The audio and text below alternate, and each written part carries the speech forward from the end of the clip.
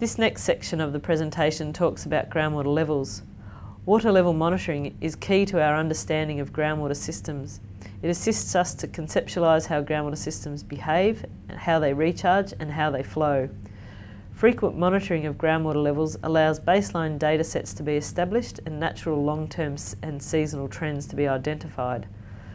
Ongoing water level monitoring as groundwater extraction develops allows for potential impacts to be considered and assessed against the natural baseline that is established. The responsibility for groundwater monitoring rests with both industry and government. In general, the government undertakes groundwater monitoring on a regional basis for the high priority groundwater systems.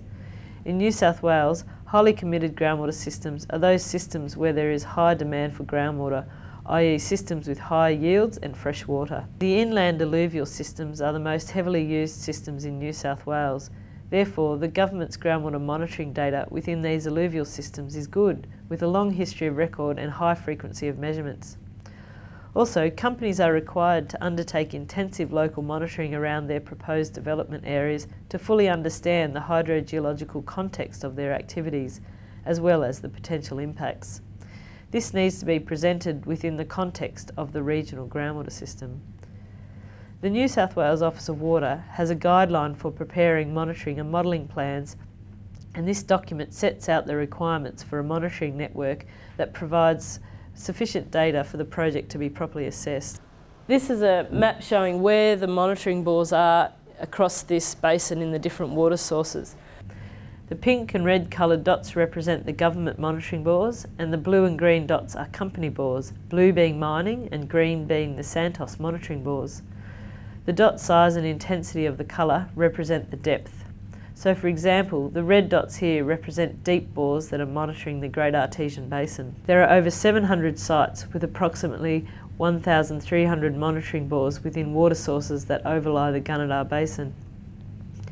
The regional groundwater level monitoring in alluvial water sources that overlie the basin is particularly good, with the majority of the bores in the upper and lower Namboy and Gunnedah valleys.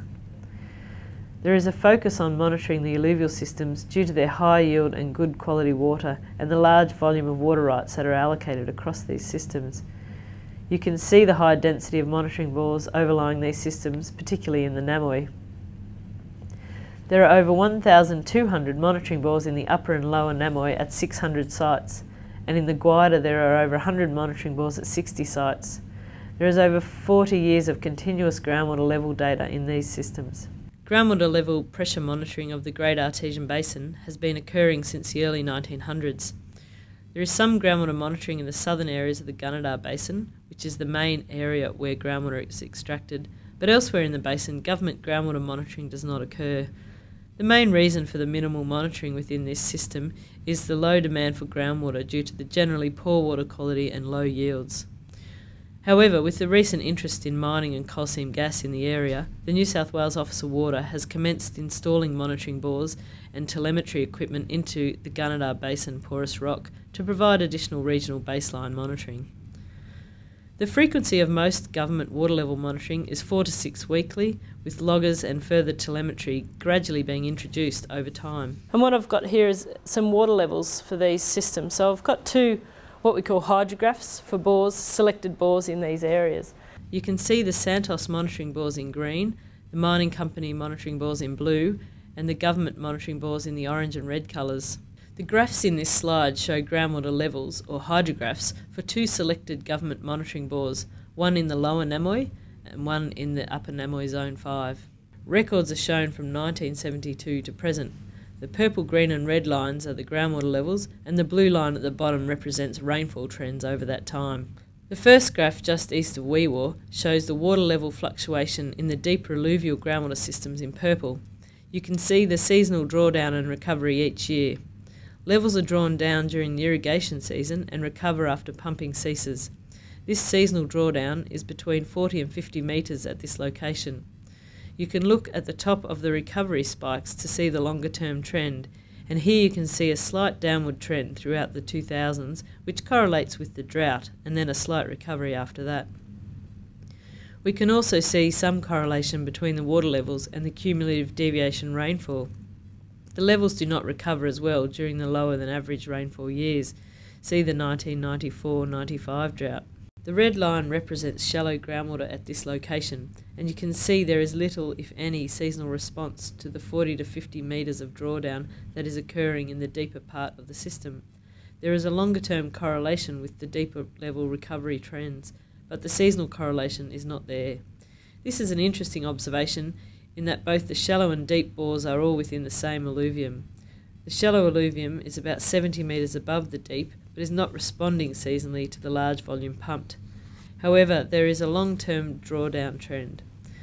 This lack of seasonal response should be kept in mind when considering the potential impact of coal seam gas activities, remembering that coal seam gas companies will be taking a relatively small volume of water from rocks at least 500 metres below the depth of these alluvial groundwater systems. The second chart shows the deeper groundwater system in the green and the shallow system in red. You can see the seasonal drawdown in response to pumping the deep groundwater, approximately 10 metres seasonally, and the minimal seasonal response in the shallow system. There is a minor longer-term decline in both the shallow and the deep systems here from the onset of groundwater extraction. However, levels are relatively stable. Note that it is really important that when you consider groundwater levels to also consider the conceptualisation of the larger regional groundwater system and what might be influencing the groundwater at that location. Consideration also needs to be given to the longer-term climatic trends, floods, droughts, and the extraction patterns across the area.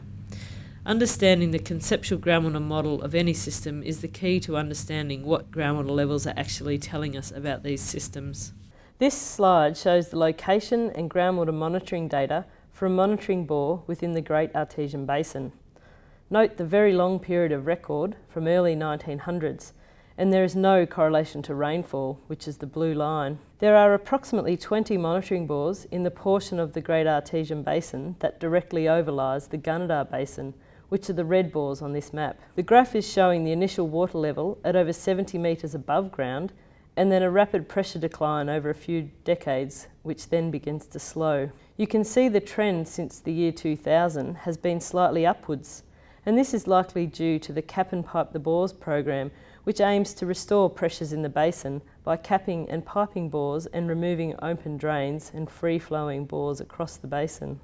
This slide shows the location and groundwater level monitoring within the Gunnedah Basin. You can see there are approximately 10 bores in and around the Spring Ridge area. The water levels on this slide correlate to rainfall trends in blue, and this is expected in this up-catchment area. The deeper bore in green is responding seasonally to pumping, but the shallow bore in red, and approximately 70 metres above the deeper bore, is not responding to the deeper pumping in this area. So we'll go on. This is a bit of a summary of this area. This slide shows a comparative summary of the water quantity information for groundwater systems in the Gunnedah Basin. It is colour-coded. The green represents a high level of information or definition, the orange moderate or in progress, and the red is where information remains poor or scarce.